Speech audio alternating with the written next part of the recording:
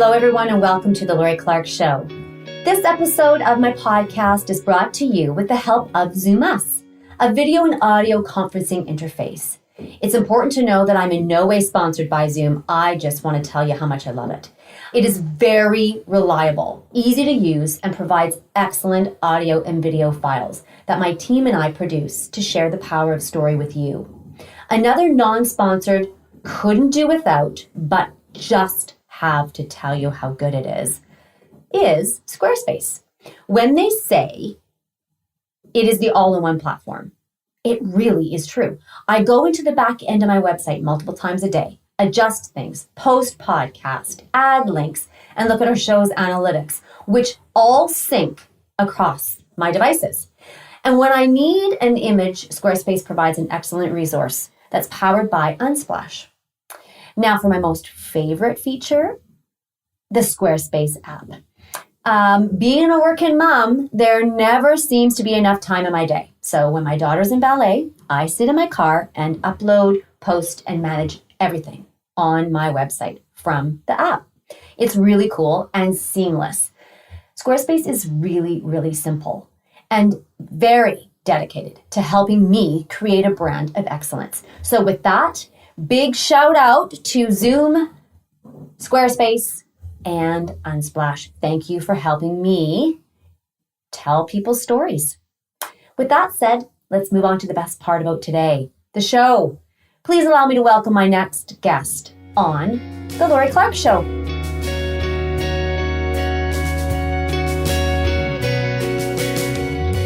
Ilene Smith is a somatic experiencing practitioner and author of Moving Beyond Trauma. She has a master's degree in exercise physiology from New York University and a master's degree in mental health counseling from Argosy University.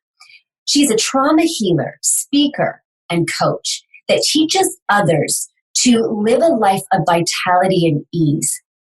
She is here with us today.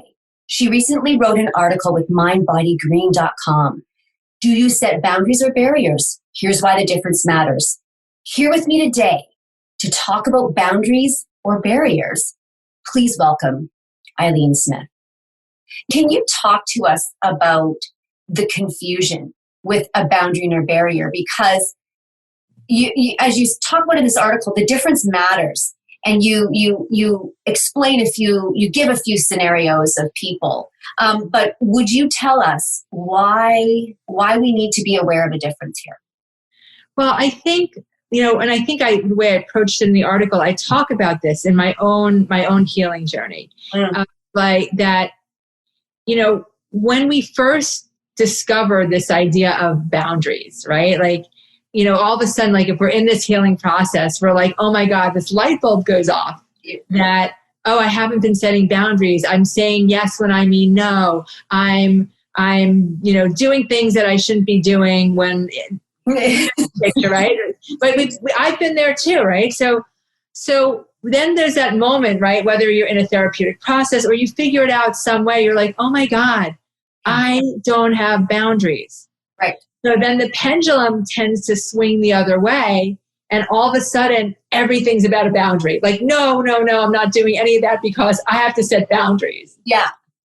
But what happens in that process is because now we open our eyes to this whole new idea, we wind up setting up boundaries that really become barriers. And so there's not the boundary isn't really given with intention.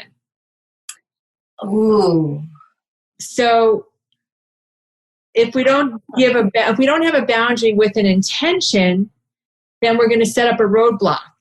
And so rather than creating solutions, we become part of a problem.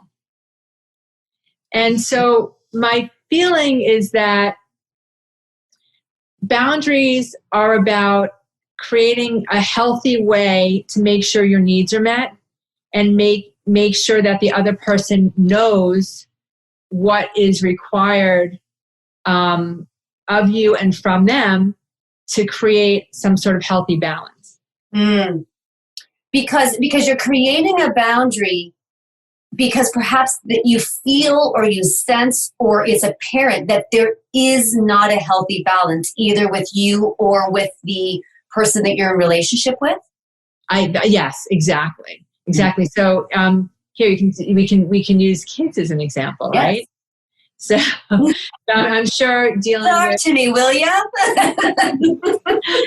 yeah, I mean, so like with a boundary with your kids is going to look different than you being the no mom, right? Right. Right. Well, the no mom would, in some ways, if I'm thinking it's a boundary, no. But what if that kid is going, that's just a barrier. You're creating a block and there's no way to pass through that. Right. Okay. Right. And so with boundaries, right? Boundaries is about communication. Yep. It's about being clear. Like with your kids, there's a difference when you just say no. You create even if the outcome is the same, the kid's not going to get to do something. Right. If you just give them a hard no versus this isn't going to work for mom today, and here is why. Can we find another solution to the situation? The solution may be that you don't get to do that and whatever, but the boundary is really clear and an understanding of what needs to be set up. A barrier is like creating more resistance. And right, you think about like when you say no immediately without giving it thought, it's generally going to be a barrier. Ooh, I like that. Okay, so no, just as an amygdala response, like as a first reaction, is going to be the barrier, even if you're soft about it? I think so, because I believe that boundaries need to come with an understanding. If you give a hard no, and your kid's like, "What the hell?" Like, where did that come from? Like, I just asked for a ride somewhere, or whatever it is. And so, but if the boundary is, from 4 to 6, mom can't do that. This is my time for me. Versus, no, I'm not doing that. And also, like, I always think of it this way: boundaries are about making sure your needs are met. Yeah. But it's also making sure that if there needs to be compromise, that you're willing to do that. So boundaries tend to be a little bit more fluid and flexible. Barriers tend to be more rigid. And so, like, I'll always think of when I'm in that, kind of playing with those things. Okay, is my response part of the problem or part of the solution? The solution is going to be a barrier. It's going to be a boundary. Being in that part of the solution is boundary. Being part of creating more of a problem is going to be a barrier. So a barrier would, to me, be more like a shutdown. So you're shutting down the path and that cycle of relationship. Like if right now, all of a sudden, I just go, yeah, okay, and I, give you an indication, you're going to be like, okay, I'll see you later. I got to go. Yeah. We don't want to create, we're trying to, you and I, as we don't know one another, but we're trying to create a synergy and a flow to work together in collaboration, which is fluid. Whereas a barrier is going to be this shutting down, turning off, or a not being attentive to someone else's emotional need. Right. It's lack of attention and attunement. And also, just something that I thought of as you're saying this is boundaries will create more safety. Barriers are going to create more defensive posture on both sides. So in terms of the parent-child relationship, you're setting boundaries, but you're setting it for physical, you're setting it for emotional needs. So this is a really interesting thing because physically, as mothers, it's a lot of work when kids are little because it's like they're all over you all the time. You can't really create that like thing, Right. right?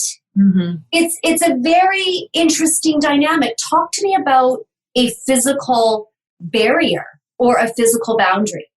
So I think it's really it's an interesting piece of this because when kids are little, how do they regulate? Right.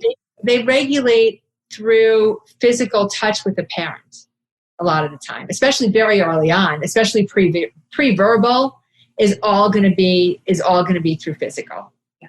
So as a parent, there's almost, that piece I would say is hard. Your kid's going to need to be held and picked up. And I remember like years ago, you didn't pick your kid up. Like this is many years ago. There was the thing of you let your kids cry, you don't pick them up. Well, they needed to be regulated. Yes. So I think there is that dance that a parent has to do between making sure that there's a boundary, but also not creating that barrier where you're going to dysregulate your kid's nervous system. Because that's what early barriers do for, if kids don't get their needs met at that age. Right. And so eventually what happens is, and you see this a lot with very traumatized children that didn't get their needs met, and let's say there was barriers, they eventually just shut down. So fight or flight didn't work. And so the systems go into freeze and they sort of detach from their bodies so that they don't have to feel anything. It's a way of surviving. So you see that a lot of times with very traumatized children, they look like they're kind of in like this, maybe people might say, oh, that child's just so mellow. Well, that kid is just shut down. Wow. Yeah. So you see that quite a bit. So in the article, you talk about your marriage early on in your marriage when you found yourself losing sight of your own needs. And this happens so often. You kind of look at each other in your marriage and you go, what went wrong there? Like, what happened? And some people, it's too late to turn back the clock because they were trying to please, but they weren't able to set a boundary and articulate that. And it precipitated an erosion of trust and love and connection, resulting in, I don't know if I love you anymore. Yeah, I think that's true. I know in my own relationship very early on, like all I wanted to do was make my husband happy. And I did. I started losing sight of what my needs were. So when I started making this shift in a different direction, and I'm not even sure at this point that I set up barriers or boundaries, probably a lot of barriers at first, because I was like, all of a sudden I got into the no, I'm not doing that. And because you felt empowered, right? Like you originally, when you begin to set a boundary, you feel empowered that you've set it. And then you, like you said earlier on, the light goes on and you go, no to everything. Exactly. And that's what I did. And my husband's looking at me like, who are you? Hold on. What happened? So, that's the thing. That's the pendulum. It's like, okay, then I found my voice and I started saying no. And then eventually, I had to find a way back to being able to set real boundaries, because those were barriers, and creating more conversation and more negotiation around a boundary, and being really like, hey, this isn't working for me because X, Y, and Z, or this is what I need, rather than that hard no and so, I was creating more problems than a solution, and I knew, and so eventually I figured it out. Me and the therapist figured it out, but through a lot of, pain and suffering. a lot of pain and suffering, but ultimately I figured it out. I know this. I've been in a relationship for 25 years, and long haulers here, and but so Dave and I've been through the gamut, and it's really interesting because I want to know, when you create a barrier And you know that feeling that comes with it when you're like, no. And you just feel it through your whole body. They don't even have to. It could be as simple as you're standing at the kitchen sink and you're cleaning up something and they come behind you and they grope you, whatever they're going to do. And you're like, oh, right? No. Like, give me space. The kids were around me all day when the kids were young. The kids were around me all day. I don't need you. Just give me, right. some time. Don't touch me, please. But how do you move from that to softness? Well, I think it's about, like, I always think it's about this piece. It's like, how do we slow it down, right? Like, your first reaction is this visceral reaction of no. And then it's like, can you be without the reactivity? And this is the part where when I work with clients, I talk about this a lot. It's like, can you become enough of your own observer to slow it down and be able to create an articulation? So, for example, Dave might come up to you like that, and it's being able to be with that visceral experience of, okay, I don't want to be touched right now. And so it might be like being able to slow it down enough to say that to yourself and then turn to Dave and say, Dave, I appreciate that you desire to be close to me right now, but right now I need some space. Can you give me a little while?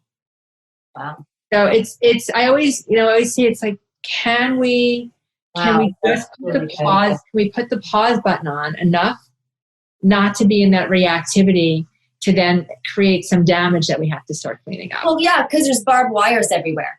It's like a barbed wire fence. Yeah, but it's how do we, and this is for everything, right? Yeah. How do we become enough of our own observer to be able to articulate what we're experiencing rather than be in the reactivity of an experience? So when you say, that is beautiful. I love that. Becoming your own observer and really observing the reactionary position. Now, for those who do not know, what is an observer? Because I am here and I'm not really observing. So right. Go ahead and give us that insight. So I think we get so caught up in our story, right? So it's funny. I had a new session this morning with a client, and we got so deep into this, and it was just so beautiful because throughout the session, she was really in her stories, and I finally had to say to her, like, what would it be like to just notice how much you get into your own story? So it's almost like the thing with Dave coming up behind you, like being your own observer. Like, you have a whole story. Like, I don't want to be, there's a whole story. I've had a long day. Like, I don't want to be bothered. I'm doing the dishes. Yeah. And so it's like, it's just becoming your own observer is the step before the story. It's like, because we're having this, I think the story is a way for us to check out from being present. If we get into the story, we don't have to experience, like, you get into your story, you don't have to experience the feeling of, I don't feel like being touched right now. So I want to add here, because I know what the observer is. I've become the observer. And now what I do is I change that story. My kids aren't little anymore, but there's no reason to keep that pattern. And even when that hadn't happened, Dave is very communicative and he's incredibly aware. And he said to me, that's really, I haven't seen you all day. I love you. Yeah. I'm not looking to, have intimacy. I'm looking for hey, man, I missed you because I love you more than life itself. Yeah. When I heard him say that, it brought me into a deeper place for me to become the observer. And now he walks to the door and I'm looking for him to embrace. Let's hug. Let's kiss. Okay. Wow. There's no conflict. That's so beautiful. So that is what you are suggesting. So the narrative we tell ourselves, the story we tell ourselves, we don't sit in that for too long in this situation, especially when you're trying to build a boundary. Yeah. And so even in building the boundary, back to the boundary article, it's about noticing your visceral experience, noticing what you're experiencing in the moment, because that's going to help you better create an appropriate boundary. Because when we get into the story of the way something should or shouldn't be, we lose sight of that, the sensory piece of what we really want. So when you were talking to your client this morning and you had this moment and you were sharing with her and saying, look, like, how much are you sitting in this story? What came of that without, keeping the privilege and everything? Yeah. What came of it was her beginning to recognize that she's got to slow things down. And if she can slow things down, because the story creates a lot of anxiety for this client. And so the work is to help her nervous system slow down a little bit so it's not so activated and moving into that anxiety. And it's able to start recognizing that she's in the present moment and that she's actually safe here and now. So the subconscious would then be the driver on this, would you say? Oh, yeah, for sure. Right. It often is, right? So it's telling you that fight, flight, and freeze. Right. So it's telling you 10 years ago when X, Y, and Z happened, that made us feel unsafe. Today, something similar happened, you're unsafe. Right. Okay. So it's getting her to recognize that she's in the here and now and that she is safe. And so by observing, we keep her out of those other trauma memories that are activating her system. There are guidelines for boundaries. What would those be? Guidelines for boundaries, I think the number one thing, and I said this earlier, is, am I part of the problem or part of the solution? A boundary should feel good to you. I think you have to be very careful in setting boundaries about, am I saying no when I mean yes, or am I saying yes when I mean no? So it's being really clear about what your intention is and what are you trying to accomplish? When you set up a boundary, what's the end game? Is the end game, is it my own needs, the other person's needs, or is it for us to be mutually, like, I think in any good compromise and any good negotiation, both people might walk away slightly unhappy. Mm-hmm. But so you have to figure out, when you're setting up your boundary, what is your number one priority? Is your number one priority your own self-need and you're not concerned about the other person? Then that boundary is going to look very different than wanting to keep the relationship intact. So then the boundary, you can set a boundary and still be quite selfish or narcissistic. You can set a boundary and be have a unsavory intention, or you can set a boundary with an internalization of, I hold your heart in my hand and I am looking for a relationship and this is what I'm doing in love.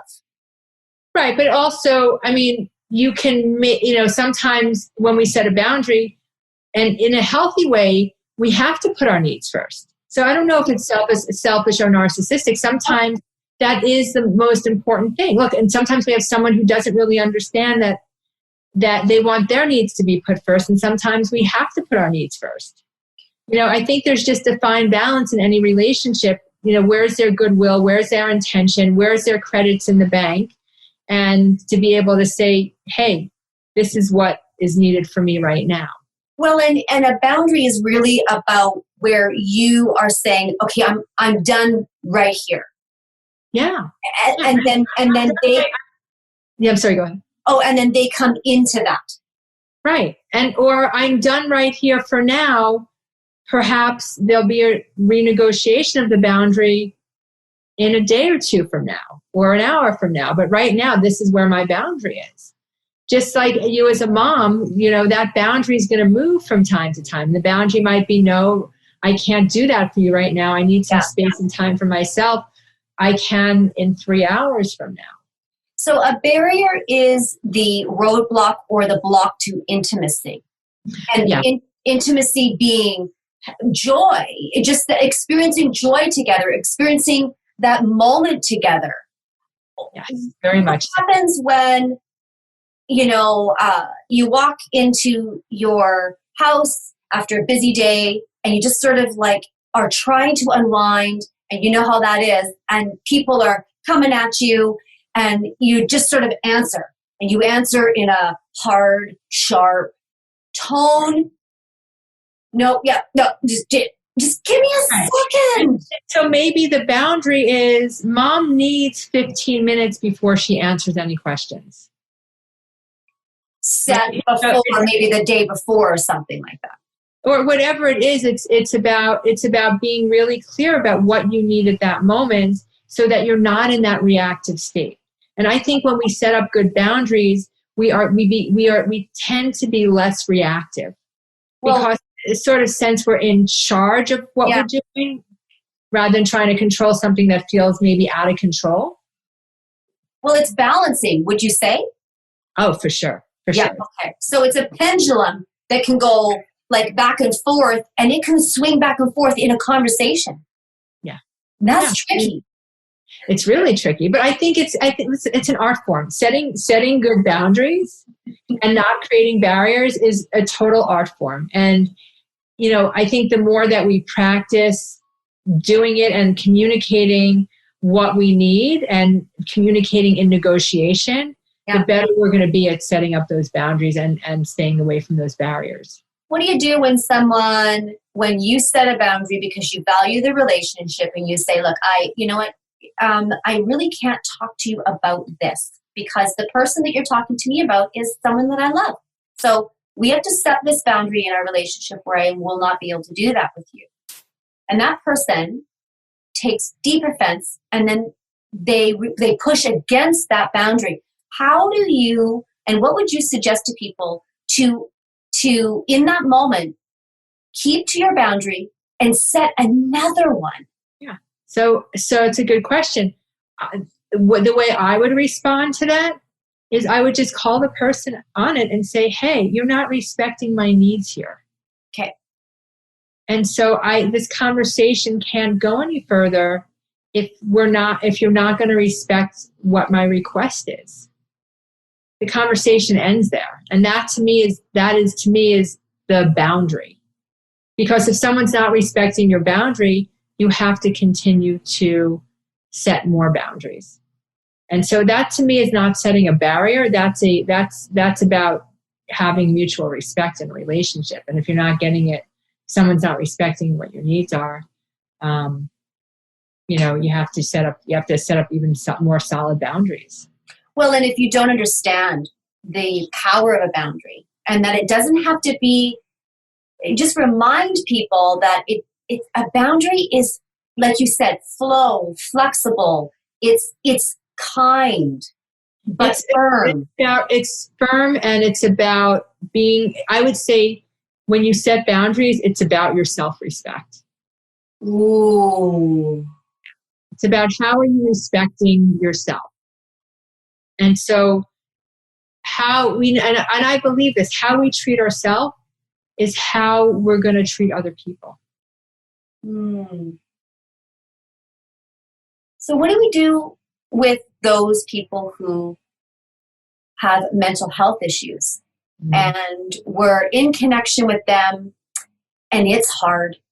Yeah, that's hard. And so I think when we're dealing with someone with mental health issues, whether it's anxiety or personality disorder, I think even more so, we have to do the best we can to create safety between us and the other person, and then continue to set a boundary. And if they can't respect the boundary, my feeling is you have to create some more separation in relationship. That, because you have to think about what's going to be healthy for you. I think the hard part is when, as an adult and as a parent, if you're dealing with a child with mental health issues, it makes it really difficult. But I think it's even more important to set the precedent of what boundaries look like for younger people, so that you're at least leading by example and showing them what it looks like when there's a healthy boundary.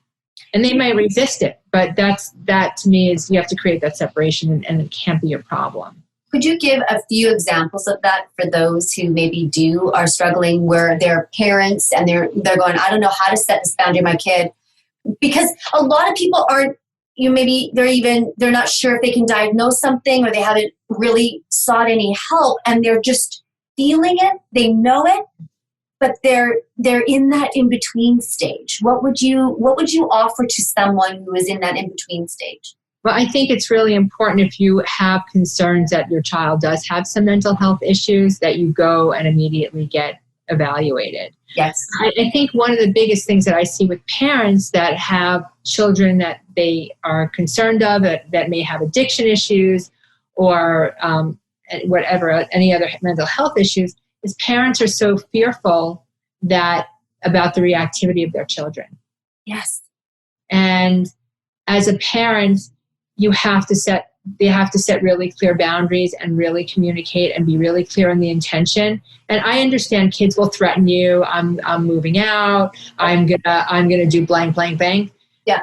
This is the hardest part as a parent. It's separating yourself and saying, okay, if this was another adult, how would I deal with it? I wouldn't put up with this. And it's one of the hardest things is to put your own fear aside that something bad is going to happen to your kid. But you're not doing your kid any favors if you don't set up boundaries. Because all that winds up happening is you enable your kid. In the long run, you're going to wind up enabling a kid. Well, and then they continue on with that behavior, right? Yeah. Because it's acceptable if they're assaulting you and they live in your home, and you work it through, but let them still do it, and you're not laying down the boundaries, then they continue. They might not assault you anymore, but they'll continue to behave like that for sure. Right. And again, I think that parents very easily, when they're in fear, they give away their power to their kids that are not well. Wow, that's and you just, I think every parent has to remember, like, what's going to be the best for your kid in the long run. It's setting those boundaries and being really clear about what's acceptable and what's not. Kids need structure. I think parents sometimes forget this. Kids, whether they resist it or not, they all need structure and guidance. So when someone is in trauma, when they've had trauma, but maybe their partner or the person they're relationship with has not had trauma. So you have, I would say, for just a lack of a better term, it's one is trauma, one is not. So then there's an imbalance in that. How does that person set healthy boundaries or barriers where they might just be exhausted, or there's a big polarization? Well, I think in a relationship, when there's one person that's been really traumatized and the other person is not, that imbalance is going to create a lot of disruption into the relationship. So my feeling is always that the person that's had the trauma, hopefully they want to get help and work through those traumas, so that they can actually they can engage in a healthy way with the person who's had less trauma. And the person with less trauma, I guess their job is then to hold a safe space and be supportive of what the other person is going through. And so your job as a partner of someone that's had more trauma is to help heal, right? Because every relationship, I believe, either has the ability to heal or to re-traumatize. Wow. And so you have to decide as a coupleship what you want for your relationship. And so if you're critical and judging of the person that's been traumatized, that's not going to be healing. That doesn't set the stage for any kind of healing. And I know, like, in my relationship with my husband, we both came in with, and I think most people do into their relationships, it's to some degree, there's some unresolved trauma. And so you have to make that decision for both parties to take responsibility for their own healing, and so that the coupleship can be a safe place to do more healing. Wow. So before we go, emotional boundaries or emotional barriers. Mm-hmm. So those are really important, because there's also a difference in that. And from what I can see, an emotional boundary is a set of ground rules that maintains, like you said, this sense of self-respect and your sense of self. Would you say, though, that someone who may not be feeling worthy or a deep sense of self would have less boundaries? 110%, because a lot of times when we don't have high self-worth or self-esteem, we're going to do things that we don't want to do because we don't want to disrupt a relationship, or we don't want to disrupt a situation. And sometimes when we don't have when we're in that space and we've had a lot of trauma and there's low self-esteem, we don't even know what we want. So it's even hard to set the boundaries. And so, that piece again is something that also needs to get healed and resolved. Well, when I started looking at this and reading this article, and it boundaries are in everything we do. Whether your kid's playing on the playground and you go, okay, 5 minutes, and then 4 minutes, 2, 1, come on, no, I want 10 more minutes, and then you get in this thing, it's right there, or it's at the kitchen sink, or it's in intimacy, or it's in friendship, or it's even just about yourself. Boundaries about who you are as a person. Yes, very much so. So leave us with, how would you wrap this up? I think the big thing I would say is that if you want to be in a healthy relationship, that with anyone, like, a spouse or a friendship, that you have to start with the piece of communication. And communication means being clear about what you want and what you don't want, but also being able to recognize where you're going to be able to have some flexibility in those boundaries. So I think it's about looking at the big picture of how you're going to create flow and fluidity in your life. I like that. So the wrap up would be, do you want to be part of the problem or part of the solution? Yes. I want to be part of the solution. Yeah, me too. It's a much nicer way to be living. It sure is, isn't it? And for me, I know that as we wrap up, to say boundaries they're hard to feel. It's hard to initiate something like that. There's a lot of times, like you said, that narrative, that story that goes in your head that goes, you can't possibly set that boundary. They don't respect, like they're going to push back. They're going to say no to you. But it doesn't matter. It doesn't matter. This is about your own work. And Exactly. This is about you. Yep, this is about what works for you. And it is okay that they don't understand that. Exactly. That's so good. And it's really freeing. Oh, completely. Because it's a game changer for sure. Because would you say that it weeds people out? Like if you set a boundary and they go, that's it, I'm out. Well, okay. 100%.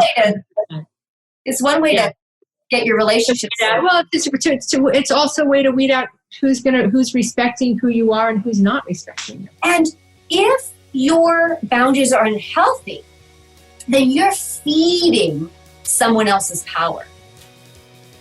That's exactly right. This is about empowering yourself. 110%. Picking you. Yes, 110%. Well, thank you for coming on the show today, and thank you for talking about this. This is really important, and I thank you for sharing. Well, thank you for having me. This is great.